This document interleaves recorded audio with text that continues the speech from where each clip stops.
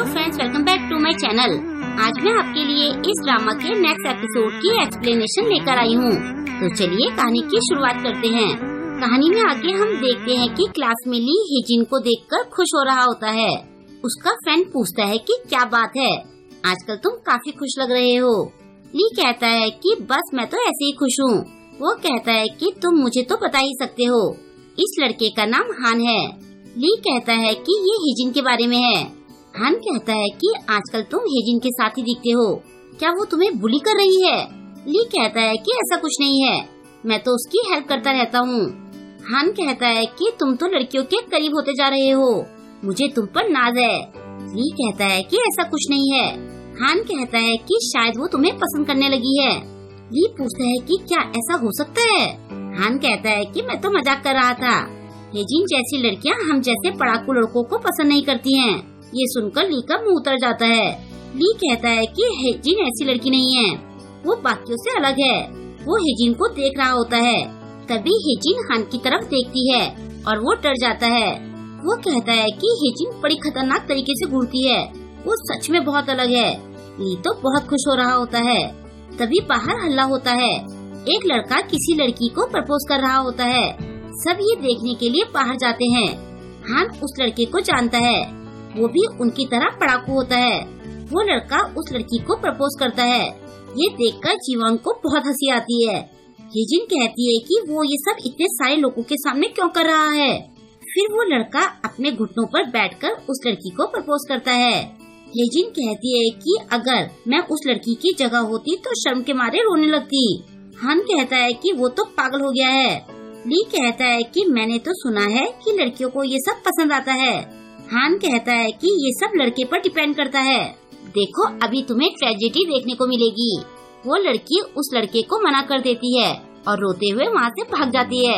हेजिन कहती है कि उस लड़की के लिए ये कितना शर्मनाक रहा होगा। हान ली से कहता है कि तुमने ये सब देखा ना, हम जैसे लड़कों की किस्मत में डेटिंग करना नहीं लिखा है। वो बेचारा बहुत सैड होता है। बाद में ली क्लास में बैठा होता है। पीछे से हेजिन और जीवोन बातें करते हुए आती हैं। हेजिन कहती है कि उस लड़के ने ऐसा क्यों किया, ये कितना शर्मनाक था। जीवोन कहती है कि पढ़ाकू लड़कों के साथ यही प्रॉब्लम होती है, कोई लड़की उनसे हंसकर बात कर ले तो उन्हें लगता है कि वो उन्हें पसंद करती है। हेजिन ली की तरफ इशारा करके कहती है कि क्या सब पढ़ाकू लड़के ऐसे ही होते हैं? जीवोन उसकी तरफ देखकर कहती है कि तुम्हें बचकर रहना चाहिए, क्या पता ली का तुम पर सीक्रेट क्रश हो। हेजिन कहती है कि इसमें इतनी हिम्मत नहीं है, ये तो बस मेरा पर्सनल नौकर है। जीवोन कहती है कि मुझे तो तुमसे बहुत जलन हो रही है, ये तो तुम्हारे बहुत काम का है। हेजिन कहती है कि ये इतना खास भी नहीं है। जीवोन ली को बुलाती है लेकिन वो जवाब नहीं देता। ये देखकर जीवोन चिढ़ते हुए उसके सिर पर मारते हुए कहती है कि क्या तुम्हें सुनाई नहीं देता? ये सुनकर ली हेजिन को घूरता है और फिर वहाँ से चला जाता है। जीवोन कहती है कि इसको कुछ ज्यादा ही दिन लग गए हैं, इनसे थोड़ा तमीज से बात क्या कर लो तो ये लोग आसमान में उड़ने लगते हैं। हेजिन कहती है कि तुम उसे छोड़ो, उससे तो मैं बाद में निपट लूंगी। छुट्टी होने पर जीवोन चली जाती है। हेजिन ली को कॉल लगाती है लेकिन वो मैसेज करता है कि मैं तुम्हारी कॉल नहीं उठा सकता। ये देखकर हेजिन चिढ़ जाती है। ली वॉशरूम में होता है। जैसे ही वो बाहर जाना चाहता है वैसे ही हेजिन वहाँ आ जाती है। उसे वहाँ देखकर वो डर जाता है। हेजिन कहती है कि तुम मेरी कॉल क्यों नहीं उठा रहे हो, क्या तुम मुझे अवॉइड कर रहे हो? वो कहता है कि ऐसा कुछ नहीं है, वैसे भी ये जेंट्स टॉयलेट है, तुम्हें बाहर चले जाना चाहिए। तभी बाहर से किसी के आने की आवाज सुनकर ली उसे लेकर एक टॉयलेट में घुस जाता है। वो उसका मुंह बंद करके बैठा होता है। हेजिन पूछती है कि तुम ये क्या कर रहे हो? वो कहता है कि तुम चुप रहो वरना हम पकड़े जाएंगे। हेजिन कहती है कि तुम ये क्या बोल रहे हो? वो सैड होते हुए कहता है कि वैसे भी तुम्हें मेरे साथ रहने में शर्म आती है। थोड़ी देर बाद हेजिन बाहर देखती है। फिर वो पूछती है कि अभी तुम क्या कह रहे थे?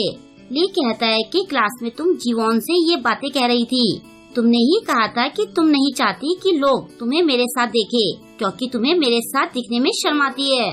हेजिन कहती है कि तुम ऐसी फालतू की बातें क्यों कर रहे हो? ली कहता है कि जब तुमने ये बातें बोल ही दी है तो मैं भी वो बोल देता हूँ जो मैं बोलना चाहता हूँ। हेजिन पूछती है कि तुम क्या बोलना चाहते हो?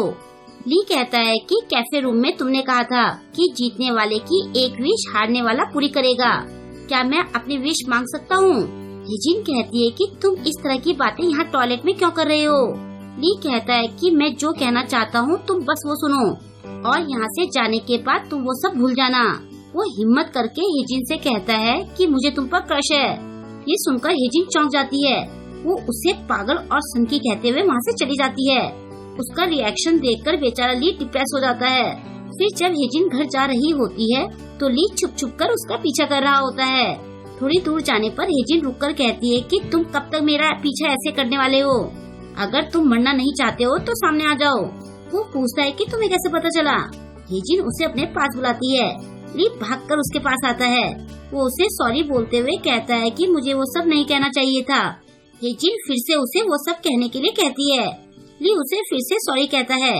हेजिन कहती है कि मैं सॉरी बोलने के लिए नहीं कह रही हूँ, मुझे फिर से डेट के लिए पूछो। ये सुनकर ली चौंक जाता है। हेजिन गुस्सा होते हुए कहती है कि क्या तुम पिटना चाहते हो। किसी लड़की को डेटिंग के लिए टॉयलेट में कौन पूछता है। मुझे तो उस टाइम विश्वास ही नहीं हुआ। ये इतना एम्बैरेसिंग था कि मुझे अभी तक गुस्सा आ रहा है। ली फिर से उसे सॉरी कहता है। हेजिन चिढ़ते हुए कहती है कि बार बार सॉरी कहना बंद करो। क्या तुम्हारे पास कहने को कुछ नहीं है? क्या तुम बस यहाँ खड़े रहोगे? ली फिर भी चुपचाप खड़ा रहता है। ये देखकर हेजिन गुस्से में वहाँ से जाने लगती है। तभी ली कहता है कि तुम मेरा क्रश हो, मैं तुम्हें पसंद करता हूँ। ये सुनकर हेजिन उसके पास वापस आती है। वो उसकी टाई पकड़कर कहती है कि अगर तुम्हें मुझे डेट के लिए पूछना है तो तुम्हें ऐसे ही पूछना चाहिए।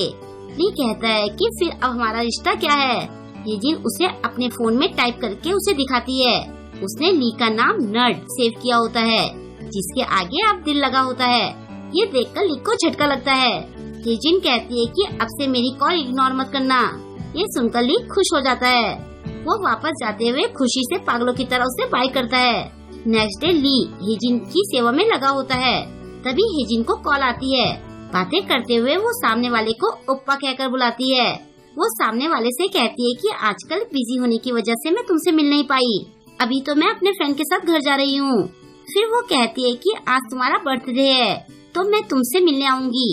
ऐसा कहकर वो कॉल रख देती है। ली पूछता है कि तुम किससे बात कर रही थी, तुम दोनों काफी क्लोज लग रहे थे।